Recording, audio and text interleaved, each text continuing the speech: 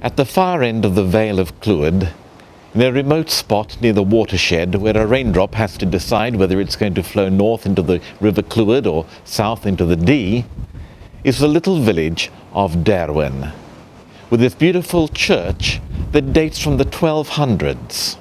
It may even be older than that, but 1254 is the earliest record that we have of this building. Unfortunately, the building is no longer in use. The congregation grew too small to maintain it back in 1999, and it was taken over by the organization Friends of Friendless Churches. The glory of the church, however, lies over here in the cross that dates back to the 1500s. At this time, the preaching friars, the Dominicans, had come to England and Wales, and all over the country people were erecting preaching crosses where these friars could stand and deliver their sermons, because people had a deep longing to know more about their faith. And it is interesting that the head of this cross is decorated with scenes that sort of sum up the Christian message. On the north side, you have a picture of the Virgin Mary standing for the Incarnation, the birth of Jesus.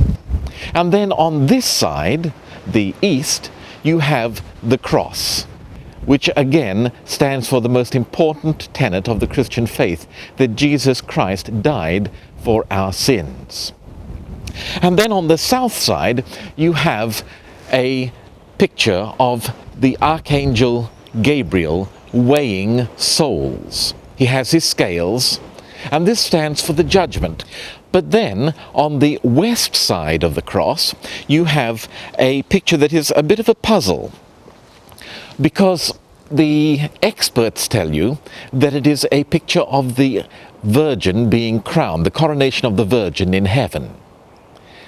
I don't believe that.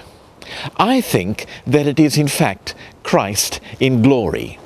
It's a bit difficult to tell from the picture itself because it's so weathered. All the details that might distinguish between the Virgin and Christ are completely weathered away.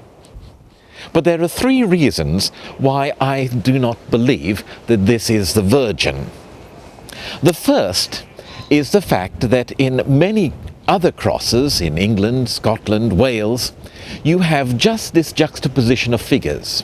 On one side of the cross you have Christ on the cross, the crucifixion. And on the other side of the cross, the opposite side of the cross, you have Christ in glory. And so I think it highly likely that the same pattern was followed here at Derwen.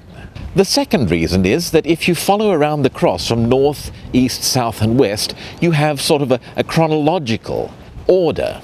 You have the Virgin, the birth, the Incarnation, you have the crucifixion, then on the south you have the judgment, and finally on the west you have Christ enthroned, Christ crowned as King of Kings and Lord of Lords. It follows a logical order, logical progression, whereas if it was the Virgin, it wouldn't follow any sort of order.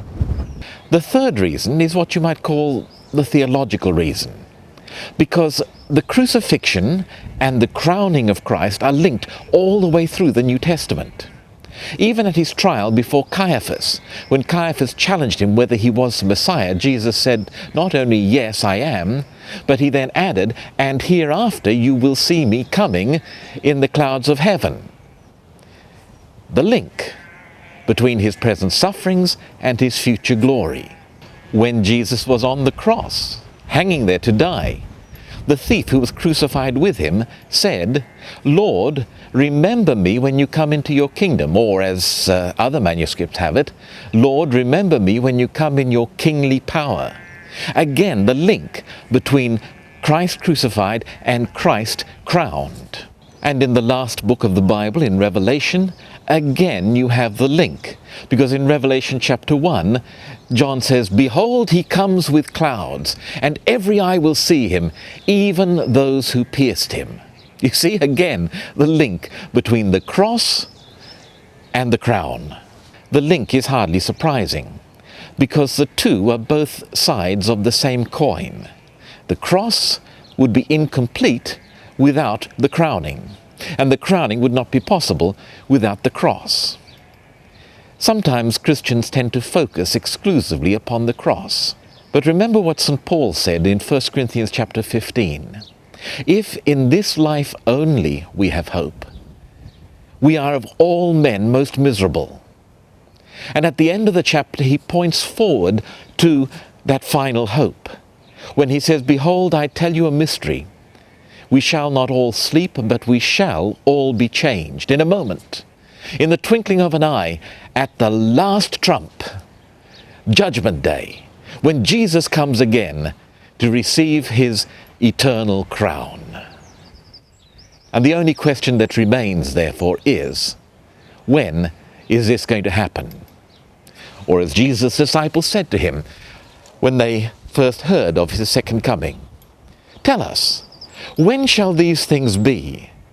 And what will be the sign of your coming and of the end of the world?"